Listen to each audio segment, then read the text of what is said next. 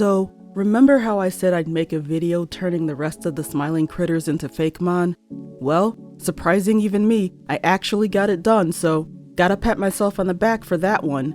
If you missed the last one, I made a video where I turned Dog Day and Catnap into Pokemon, and while the original idea for that video was to make it all about the smiling critters, I knew myself well enough to know that I couldn't rush designing 8 completely new designs on top of doing solo video editing, sound editing, and whatever other things I needed to do in my everyday life. But I still needed to make a video, so I compromised and just focused on the 2 most popular smiling critters. Well, I assume they were the most popular ones anyways. They're the ones we actually get to really see in Poppy Playtime Chapter 3, which made them the easiest ones to tackle.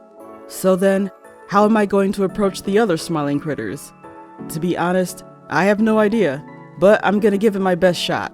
There's 6 remaining smiling critters, and the only real information we have about any of them is from their pretty vague bios and lines given from their cutouts. I'm Bubba Bubbaphant. Hey, I remember you. It's looking pretty rad outside. I've never been outside before.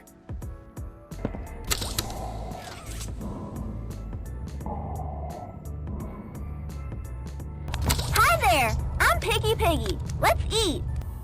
Listen, this won't stop until we make it to the moon. I'm crazy about you. I'm lost without you. I've been lost a long time. Out? But we can't be out. You're hiding more red from me. I know you are. Give it here! Why are you just standing there? You can't be here. You can't stay. So needless to say, my work is gonna be cut out for me. At least, they're all based on animals, and they have a symbol associated with them, so that sorta helps for some of the minor inspiration. Sorta. For some of them anyways. But before we get into the new stuff, let's fix something from the previous video, shall we? Because it seems like I made the error of not actually creating Pokédex entries for those guys. And by seems like, I mean I didn't take the time to think about Dex entries at all because I focused too much on trying to make the designs perfect. So let's fix that. Starting with Hercules, the Valiant Pokemon, a fighting and fire type. Don't be fooled by their puppy-like looks. Hercules are noble leaders, protecting those they consider friends and packmates from danger. The glowing markings on their forepaws ignite during battle, allowing them to levy flurries of blazing punches at their opponents. They have a long-standing rivalry with Grimmelkip. Hercules has the abilities Intimidate and his signature ability Blaze Fist, and the hidden ability Justified. To elaborate on Blaze Fist, it's specifically an ability that allows punching moves to deal fire-type damage. So something like Power Up Punch would then deal fire-type damage on top of giving Hercules an attack boost. Bullet Punch would still be a priority move, but would deal fire damage instead of steel. I hope that makes sense. I've mentioned it before, but thinking of how these things would work in a balanced game is not my forte. Anyways, moving on to the next Pokemon. As mentioned in the previous Dex entry, here's Grimmelkip, the Unending Nightmare Pokemon, a dark and poison type. Grimmelkip is a man-made experiment gone wrong, made to resemble Hercules and its companions in form and strength. This Pokemon's body produces a red, noxious gas that renders anyone who breathes it incapacitated. It's said that those who have inhaled Grimmelkip's red smoke become stuck in a nightmare they can never wake from. They have a long-standing rivalry with Hercules. Grimmelkip has the abilities Intimidate and Neutralizing Gas, and the hidden ability Corrosion. He also has a signature move that I was previously just calling Red Smoke, but I figured I could actually come up with something better. So now, let's call it Miasmic Smog. The red vapors produced in Grimmelkip's body envelop its foes. Inhaling the smoke can cause one of 3 potential status effects: sleep, poisoning, or a new effect, severe confusion. While normal confusion can cause the Pokemon to hurt itself 33% of the time, severe confusion will bring back Gen 1's 50% chance. I was just pretty nervous about trying to make up dex entries. I don't know. While I like writing, I just feel more comfortable with the actual design part of things.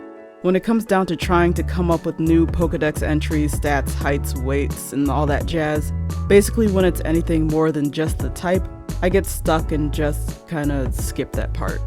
But not this time. Can't get better at making dex entries if I don't actually make them now, can I?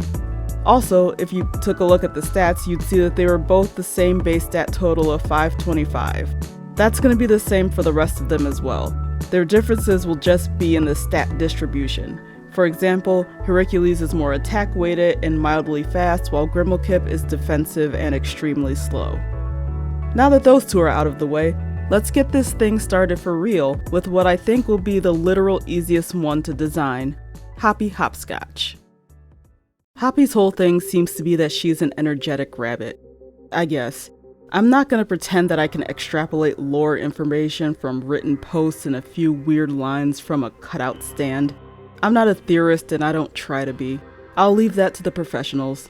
I just watch the real theorists, learn from them, and then take the information that I literally have and work with that. And what I have is that Hoppy Hopscotch is a green, energetic rabbit.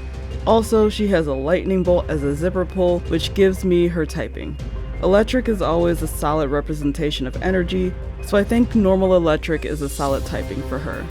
I really want to sell that jumping and speed are what she's known for, so for a pose, I'm going for something where she's airborne or in motion, showing off her powerful legs for jumping.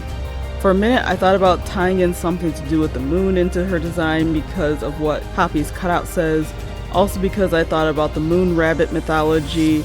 But the moon is catnap symbol, and if I try to mix together moons and lightning bolts, the design can end up cluttered. Since Hoppy's symbol is a lightning bolt, I'll just stick to that and instead use the idea of her jumping to the moon as part of her dex entry. The other thing was that coming up with the pose was tough. Just remember to use references, kids. As cool as it might seem to be able to draw anything and everything on a whim, like 99% of artists use some kind of reference, and once I found a pose that I liked, it was it. Finding a good pose fixed like all of the main issues I was having. Once that was down, it was a matter of just fixing up details. Giving her some spiky neck first, sort of reminiscent of what Jolteon has, making sure the body has some of the same shape language as the previous two designs. They are supposed to look like they belong together as a group after all. And cleaning up the sketch before I move on to inking it and finding the right colors. And with that, we have Voltage, the energetic Pokemon, from Volt and Voltage, a normal and electric type. Voltage has an energetic, bubbly personality. Those who are around it are often roped into playing various jumping games with it, often to the point of tiring themselves out as Voltage will push them more and more to keep playing. It harshly critiques the jumping form of other Pokemon and people. Voltage is capable of leaping great distances in a single bound using the electricity stored in its legs.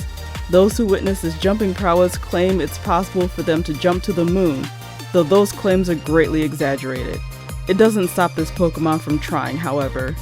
It has the abilities Intimidate and Own Tempo, and the hidden ability Speed Boost. Because of her electrified legs and knowing that Thunderous Kick was a thing, I was gonna give that move to her, but like, it's a fighting type move. What I'm looking for is for her to basically have an electric type clone of Blaze Kick. I'd say Thunder Kick, but that's literally the Japanese name for Thunderous Kick. So, how about Electro Strike? Same deal as Blaze Kick, except instead of the 10% chance to burn, it's a 10% chance to paralyze. Design-wise, she's pretty cute and definitely was pretty simple to come up with the idea once I had a pose I could work with.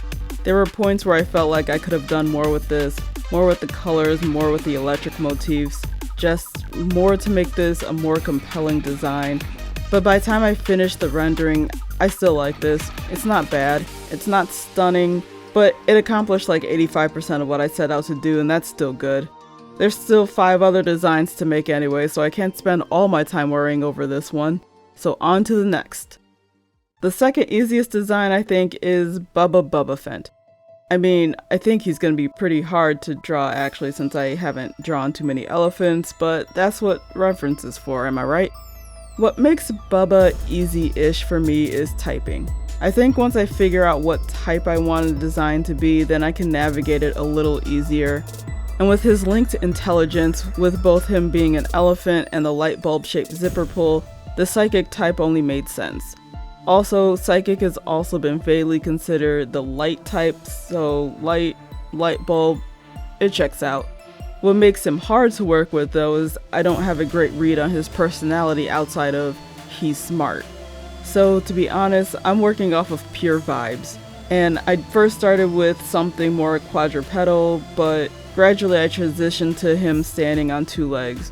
The most important thing to me was making him look large and imposing, partially because of the fact that he's an elephant and partially because that's the kind of vibes I get from him, especially after listening to what his cutout says.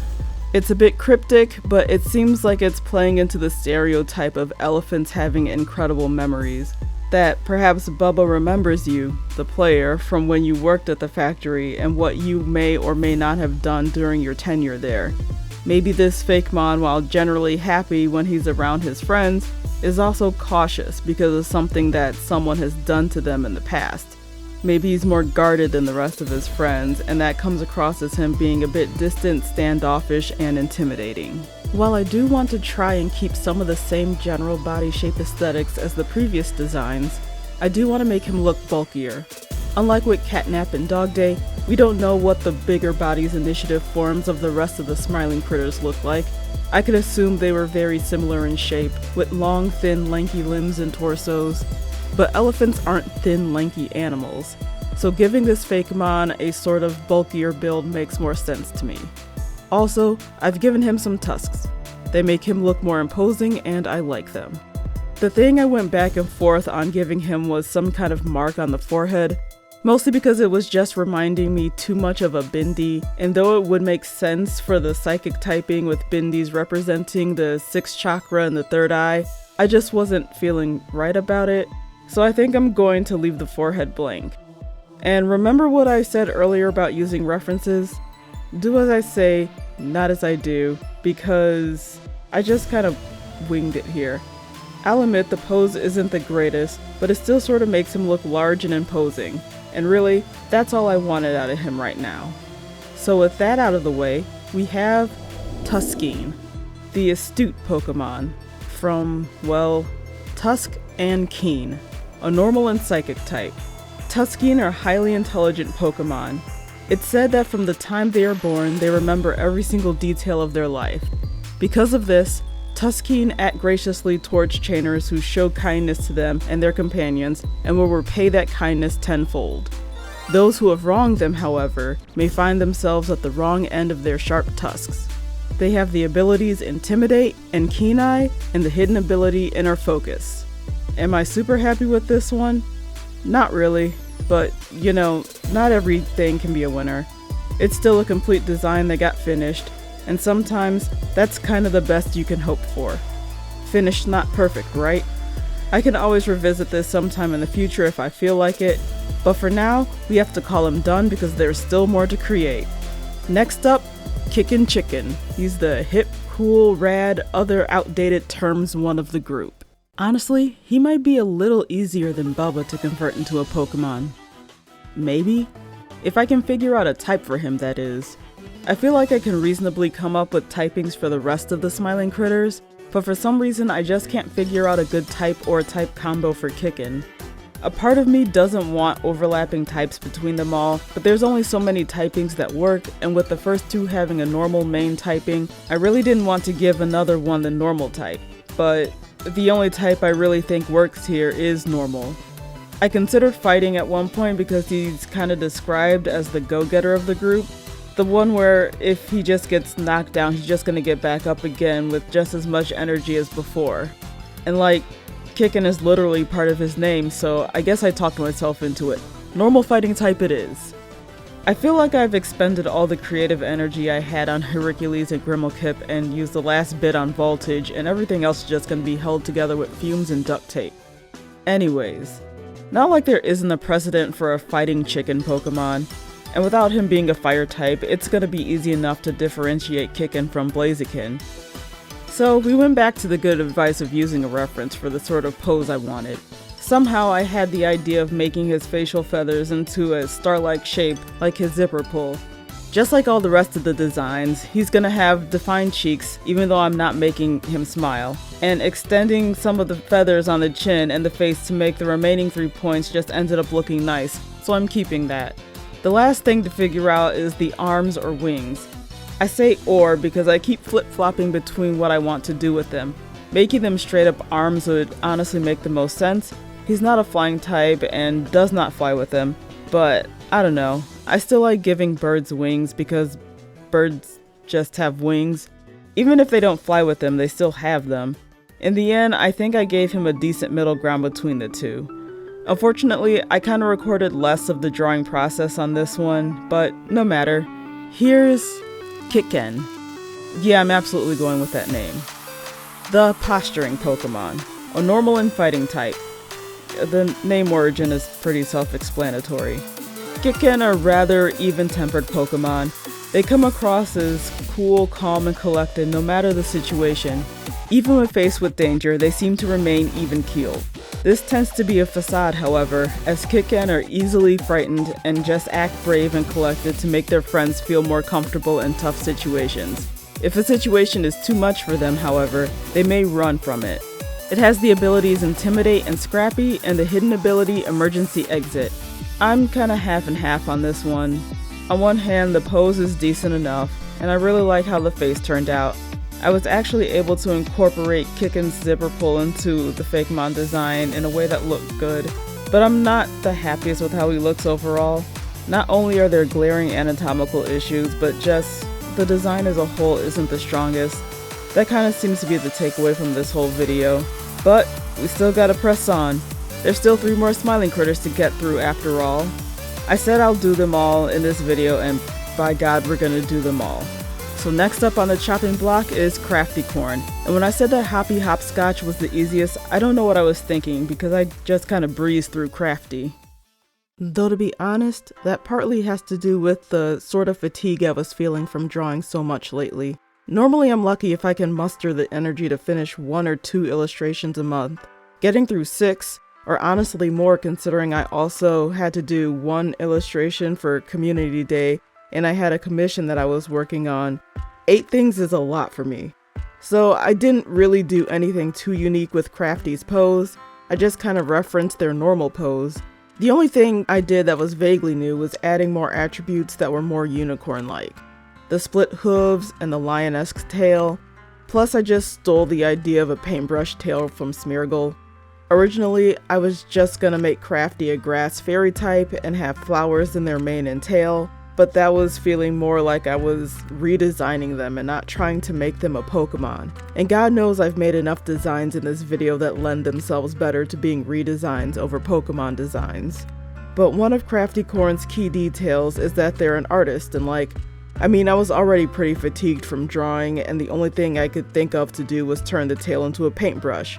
I considered not doing that because, Smeargle exists, but I like it, it works, and the rest of the design is so far from being Smeargle, so it's fine. Everything's fine. There's no reason that another Pokemon couldn't have a paintbrush tail. Other than that, everything was pretty straightforward. I'm not quite sure what else to add here, so instead of rambling on, let's just get on to the introduction. So here's Craftaquine, the artistic Pokemon, a normal and fairy type. From both definitions of crafty and equine, Craftaquine love to paint. They gather various berries and plants to create the palettes they need to create their art. If nearby trees and rocks are painted with bright, bubbly imagery, you know Craftaquine is nearby. They tend to be quiet, solitary Pokemon that prefer being alone or with the company of close companions. While they are quite polite in their mannerisms, Craftaquine is known to display an unpredictably violent streak when they run out of their prized paints. Their abilities are Intimidate and Color Change, and they have the hidden ability Adaptability. To be completely honest, while it's not the most unique thing here, I kinda like how this one turned out. Most of that comes down to rendering, which I kinda stumbled into giving it this sort of ominous shading on the face, which kinda works. I also imagined that the actual paint on the tail could be any color, but I couldn't resist giving the shiny red paint because of what Crafty's cutout says. I mean, yeah, it's not literally blood, but come on, the idea was right there. 4 down, 2 to go, so let's see if we can finish this up. Next up, Picky Piggy. Going into this one, I kinda already had an idea of what I wanted to do. Whereas most of these guys, minus Grimmelkip, aka Catnap, still maintain some cuteness, I kinda wanted Picky Piggy to be this big hulking glutton.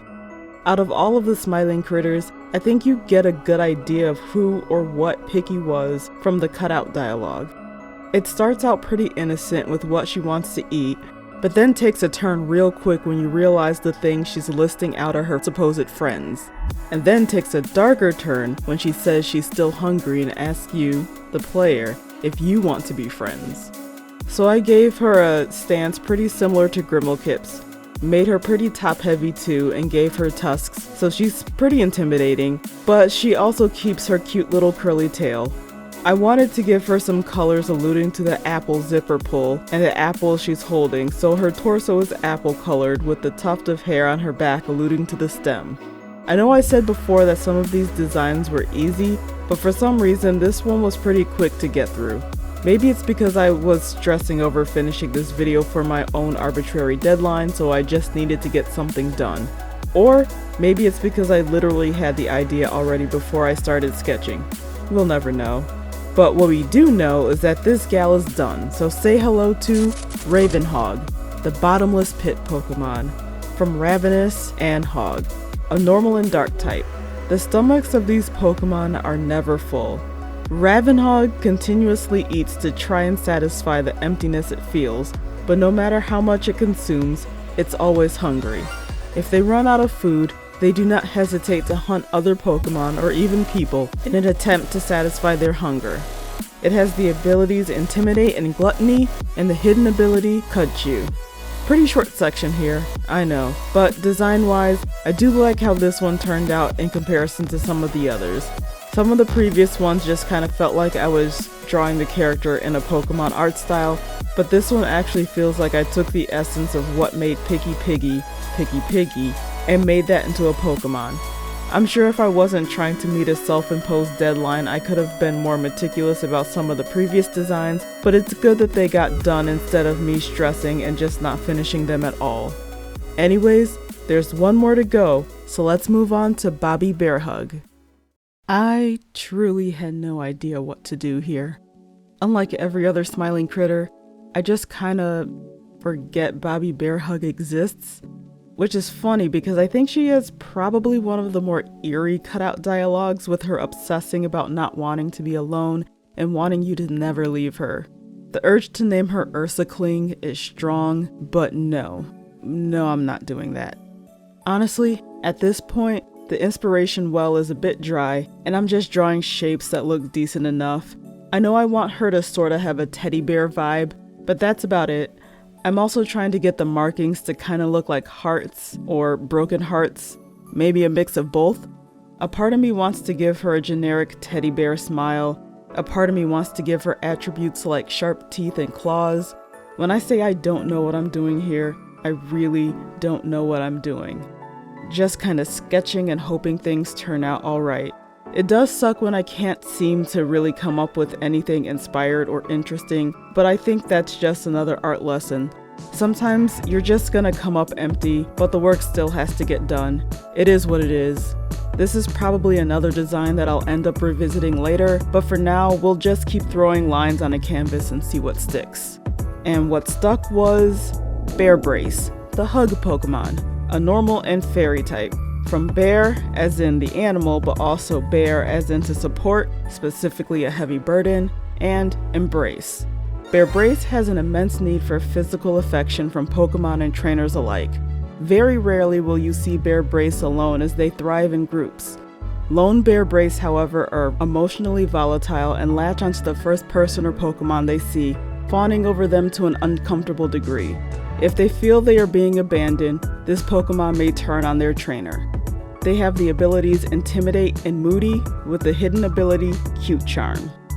Like I said before, it's not the most interesting of the bunch, but there are some ideas here that I like and would maybe want to revisit in the future. The heart ears are absolutely a detail I liked, and making one of them have a tear in it, turning it into a broken heart was a good idea. If I redesign this, that's one detail I'm keeping. And that's all of them done. Which one's your favorite? Leave a comment letting me know. I'm absolutely not attempting this much for a video again anytime soon. 6 designs was a lot for me, especially since I'm just not used to making this much stuff lately. But it was a good exercise, and it's good to know my limits. For the future, I'm gonna limit myself to 3, maybe 4 designs max per video until I feel like I can really tackle more. But that's it for this video. If you want to see more art from me or progress shots, follow any of my socials, and if you'd like to support my art in any way, I do have a Ko-fi set up. But anyways, that's it for now. See you next month with something new.